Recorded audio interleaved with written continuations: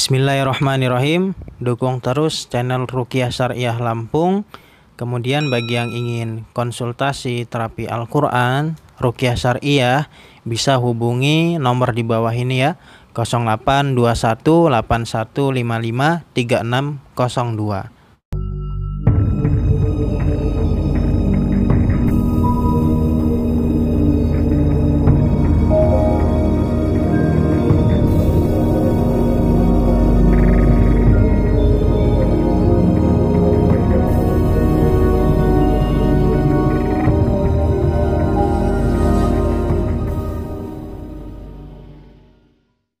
Assalamualaikum warahmatullahi wabarakatuh.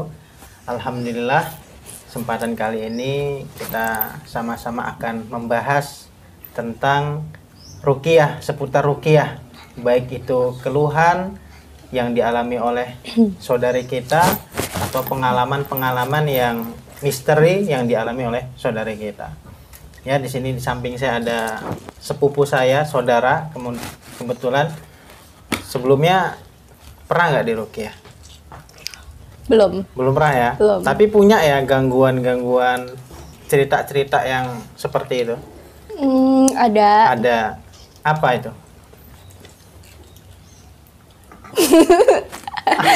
Nah kan, kesurupan. Ya Allah, belum Bim. Ceritanya yang mana? Cerita di Ganjaragung itu katanya kayak mama kamu ditarik-tarik Oh, juga. yang kamu itu yang di rumah diomelin. sakit aja. Gimana ya ceritanya? Kamu belum masih aba-aba udah. Jadi ibu aku tuh di rumah sakit, Nah, yang diimpus waktu sakit waktu itu loh. ya. Terus diimpusnya kan sebelah kiri, jadi ngadepnya ke tembok tuh, sebelah kanan tidurnya. Posisi sampingnya itu kan nggak ada orang sama sekali, ibuku tidur sendirian tuh. Terus pas lagi ngadep ke samping, dengar ada hordeng ngebuka gitu loh. Kan tadi hordeng yang nutup, terus ngebuka gini. Ibuku ngeliat ke belakang, Ya. terus masih tetap nutup Apanya itu? hordengnya. Hordengnya. Udah akhirnya bodo amat kan. Terus ngadep lagi ke tembok lagi, tangannya tuh kayak ada yang narik sut kayak gitu. Itu di rumah apa rumah sakit yang Oh, di waktu rumah diimpus sakit. dulu itu. Ah. Terus udah diem aja, kira ibu kan bodoh kayak ya udahlah kayak gitu kan. Terus nggak lama yang keranjangnya digoyang-goyang tuh loh. Keranjangnya pernah digoyang juga? Pernah tahu kan ceritanya? Nggak tahu. Belum Ya tahu. itu. Di keranjangnya digoyang-goyang kayak gitu sampai hordengnya dimainin gitulah, ditakutin di ruangan apa itu namanya.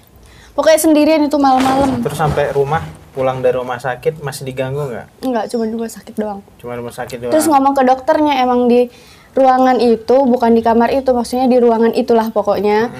Itu tuh emang ada ininya katanya. Ada penunggunya. Iya, emang sering diganggu pasien. Tapi biasanya di kamar ujung. Iya. Nggak tahu ini di kamar ibu aku tuh, padahal kamarnya depan bukan di ujung. Tuh. Itu kan dari ibu yang punya pengalaman misteri. Kalau dari kamu ada nggak pengalaman yang kayak gitu? Ada lah pastinya. Oh ya, yang dulu kita pernah ikut ruqyah. Yang aku ruqyah itu pulang-pulang itu kan apa tidur. Emang nggak tahu yang waktu itu pertama kali kita ruqyah itu loh. Iya. Yang badannya kalian pegel-pegel semua tiba-tiba. Yang di mana itu? Kita ruqyah di mana itu? Vanessa, Di? tempat mbaknya, Oh iya. mbak iya. itu. Nah dari situ apa rasanya? Kalau aku tidur tuh susah. Pas udah tidur, malah mimpi kayak gelap banget gitu. Terus tiba-tiba yang ada kayak mimpi perempuan, tapi matanya itu hitam semua, bulat gede banget gitu loh. Setelah pulang dari ruqyah ya.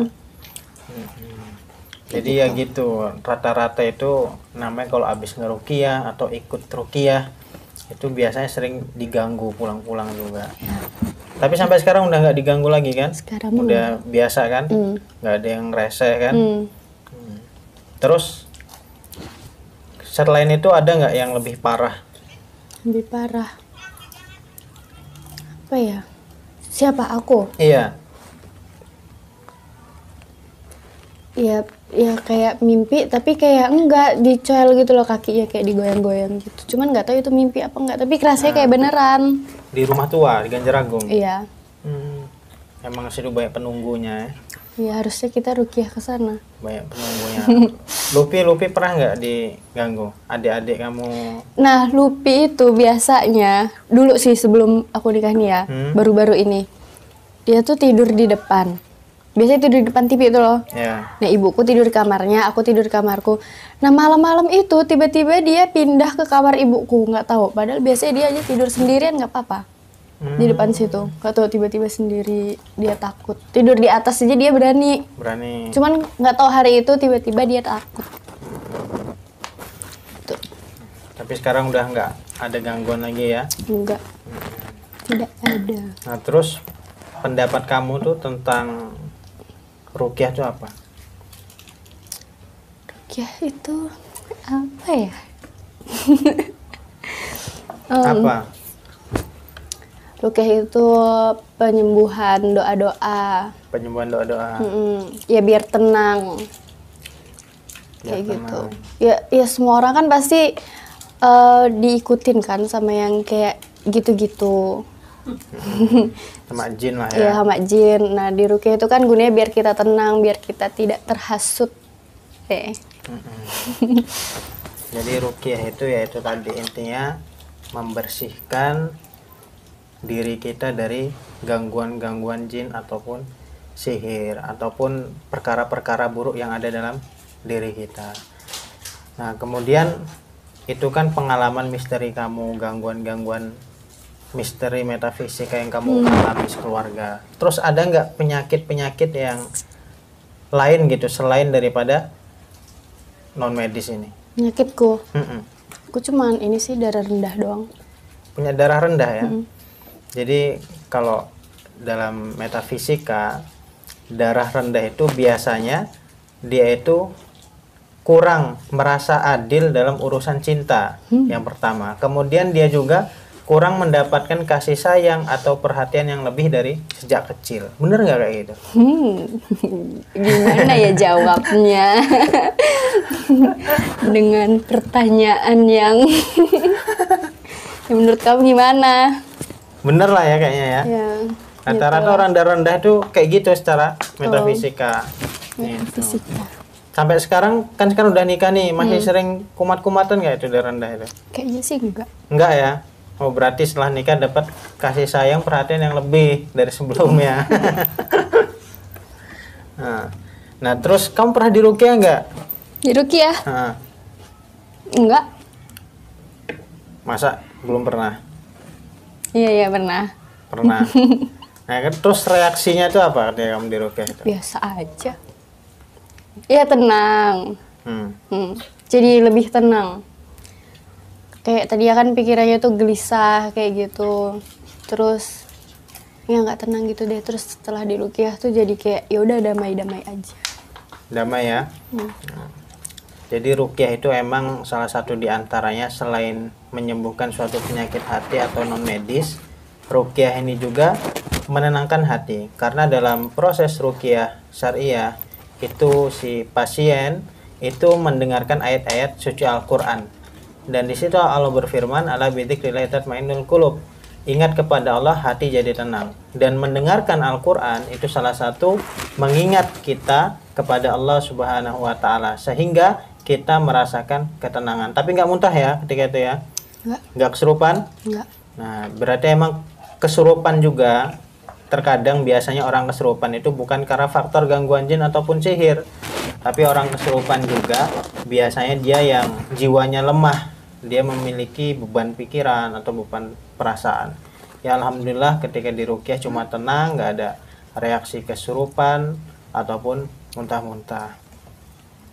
Terus ada lagi nggak yang mau diceritakan? Itu pengalaman-pengalaman apa gitu yang lebih parah? Kayaknya kurang parah pengalaman kamu. Wow. Kurang parah. Kurang parah dari sebelumnya. Apa ya? Yang mana? Nggak ada ya? Ya nggak parah berarti.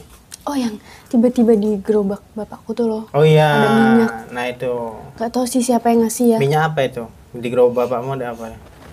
Kayak minyak yang Minyak apa namanya? japaron, Ya, yang merah. japaron. Dan itu dagangnya sepi ya. Ya kayak gitu. Nah, jadi saudara saya juga ini dia ini pernah digerobak orang tuanya, jadi menemukan apa, minyak Ja'faron yang dibuntelkan kafan ketika itu kan, dibuntelkan kafan. Nah, dan itu nggak tahu siapa yang meletakkan perkara tersebut di dalam gerobak itu, sehingga apa, yaitu tadi dagangannya yang tadinya naiknya luar biasa jadi drastis. Nah, ini perkara-perkara kayak gini, ini namanya yang dinamakan sihir yang terdapat buhul. Tapi itu udah dihancurin ya, udah ketemu ya. Ketemunya gimana itu? Kok bisa ketemu? Ya, lagi mau beresin yang tempat-tempat rokok itu loh, etalase. Terus nemu di bawah itu sama bapakku langsung dibakar. Ketemu, langsung dibakar sama bapak kamu. Terus nggak kesurupan kan, nggak sakit bapak kamu setelah Enggak lah. hancurin itu ya? Biasa aja. Nah, alhamdulillah ya. Nah, jadi maka dari itu kita hendaknya meminta perlindungan kepada Allah, sehingga apa? Sehingga Allah turunkan perlindungan kepada kita, sehingga kita nyaman, damai, sukses, selamat dunia akhirat.